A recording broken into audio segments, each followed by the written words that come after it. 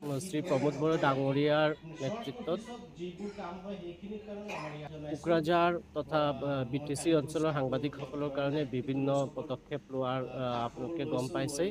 সেই অনুযায়ী আৰ্টিফিচিয়েল ইণ্টেলিজেন্সৰ বিভিন্ন এপ কি ধৰণে এপৰ সহায় লৈ ইয়াৰ সাংবাদিকসকল কেনেধৰণে উপকৃত হয় তাৰ কাৰণে তেওঁ এটা আজি BTC ছেক্ৰেটাৰিয়েটত সাংবাদিকসকলৰ এটা কৰ্মশালা হৈছে।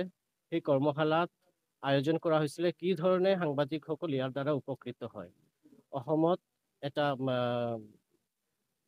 কাউন্সিলৰ অধীনত এইটোৱে প্ৰথম কৰ্মশালা আৰু ইয়াত IIT খড়গপুৰৰ ৰিচোৰ্চ পাৰ্চন মিষ্টাৰ দীপংকৰ মণ্ডলে আমাক সকলোকে এই এপৰ সহযোগত কেনেকুৱা আমি আমাৰ লিখনিসমূহ বা আমাৰ বিভিন্ন নিউজ ৰিপৰ্টিং কেনেধৰণে সহায় হয় সেইখিনি কৰাত তেওঁ আমাক শিকালে।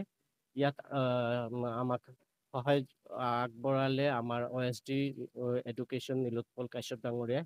মই সকলোকে ধন্যবাদ জনাইছোঁ আৰু ইয়াৰ যোগেদি মই আশা কৰিছোঁ যে আমাৰ সাংবাদিকসকলে নিউজ লিখাত নিউজ ৰিপৰ্টিং কৰাত বিভিন্নভাৱে উপকৃত হ'ব।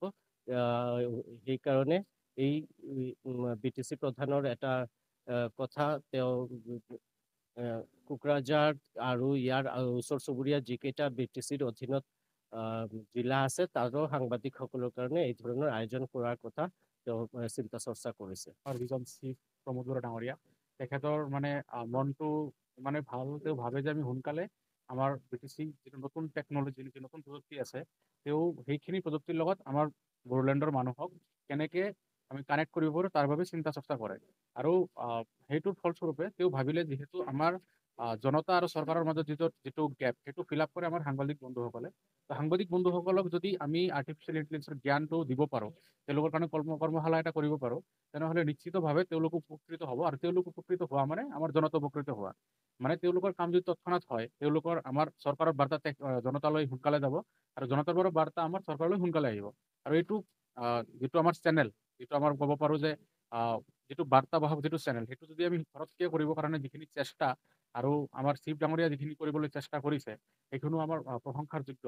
আৰু সেই মৰ্মে মোক মাতিছিলে, মই ইয়াত আহিলোঁ, আপোনালোকৰ লগত লগ হ'লোঁ আৰু আপোনালোকৰ যিকোনো এনথুচিয়াজম দেখিলোঁ এইখিনি শিকিবলৈ, আপোনাৰ কাম ঘৰতকৈ কৰিবলৈ নিউজ ৰিডখিনি বা নিউজ বনাবলৈ যিখিনি ঘৰতকৈ কৰিব সেইখিনি কৰিবলৈ যিখিনি আপোনালোকে কাম কৰি সেইখিনিও প্ৰশংসাৰ যোগ্য।